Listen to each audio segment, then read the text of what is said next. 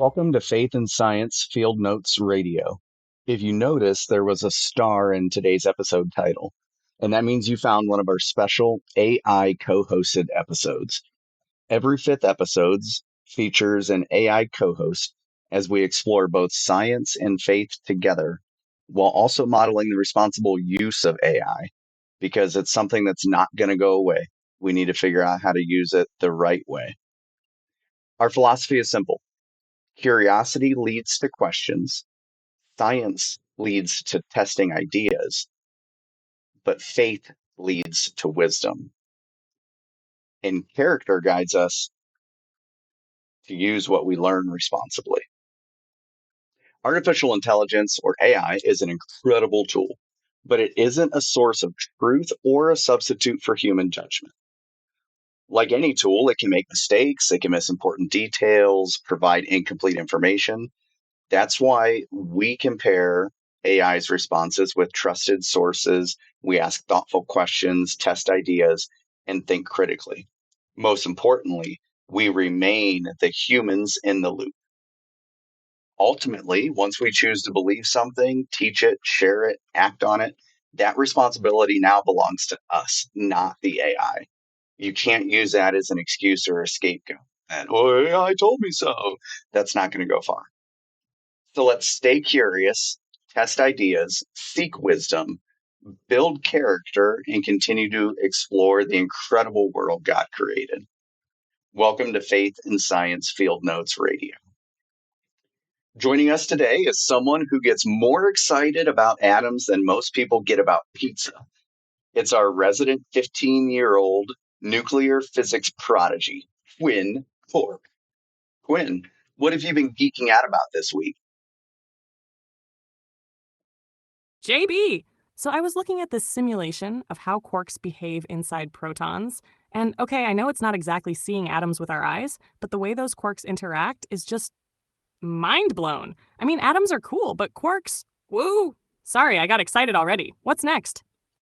Well, hey, why don't we take a step back? I'm sorry I didn't ask you anything about your day or like personal. So, hey, Quinn, what'd you have for lunch today? Oh, for lunch? I had a peanut butter and jelly sandwich while thinking about how molecules in jelly hold together. It was basically chemistry on bread. Wow, that does sound exciting. All right. Well, hey, today's topic is actually about not so much molecules or compounds. We'll get to that in future episodes, but let's just start right at the foundation about an atom. What is an atom? An atom is the tiniest building block of matter that still makes something what it is. Everything around us, whether it's your lunch, your desk, or even the air, those are all made of atoms. It's like the smallest piece of an element that still behaves like that element. And trust me, atoms are awesome! Nice. I love your enthusiasm. Can you give me some examples of atoms around us? Totally. For example, the oxygen you're breathing, those are atoms of the element oxygen. The metal in your chair? That's made up of atoms of elements like iron or aluminum. Even water is made of hydrogen and oxygen atoms bonded together. It's atoms everywhere. That sounds pretty fantastic. Are atoms the smallest things there is? Yep, pretty much. Atoms are the smallest things there are. They're like the tiniest building blocks of everything. Whoa, whoa, whoa, whoa, Quinn, hold on though. Didn't you just talk about protons and neutrons and quarks and stuff that you said were inside of atoms? Oh, you're right, I oversimplified. Atoms are the smallest unit of an element that still behaves like that element. But inside, yeah, they've got even smaller particles, like protons, neutrons, and those awesome quarks. Thanks for catching that. Yeah, no problem. I know that you're not perfect, but is there anything you want to ask me today? I do, actually. When you teach atoms in class, what's the thing students misunderstand the most? I'm curious.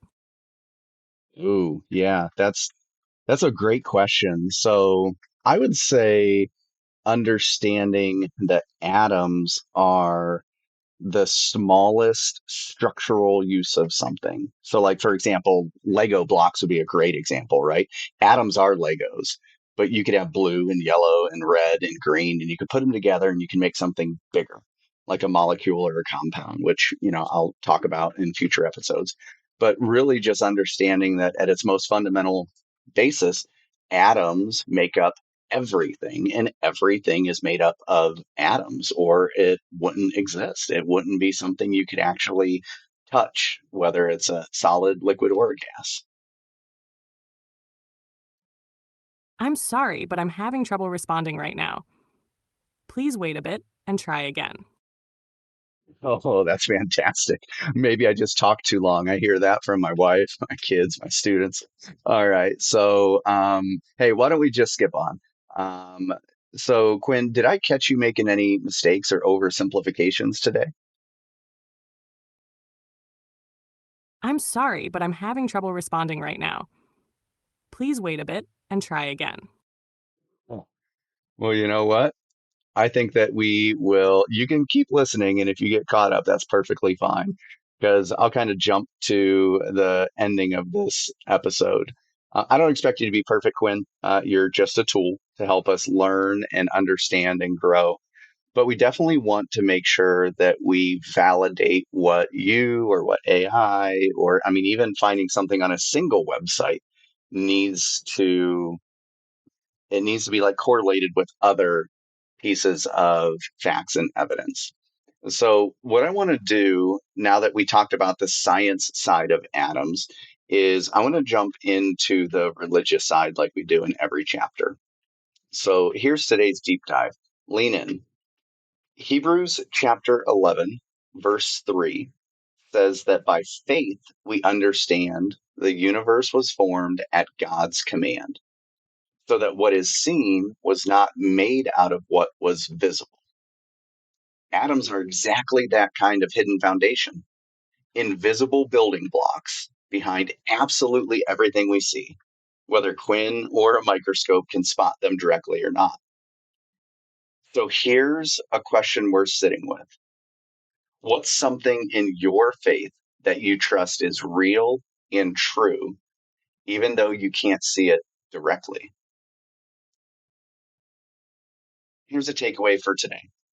Something can be completely real, completely foundational, even when you can't see it, whether it's an atom or your own faith. So the next time you hear a confident claim, whether it's from AI, a friend, anywhere online, pause and ask yourself, is this actually true, or does it just sound true? That's what it means to be the human in the loop. All right, before I close out, Quinn, did you kind of get your tokens all arranged in order that you can be productive in this conversation?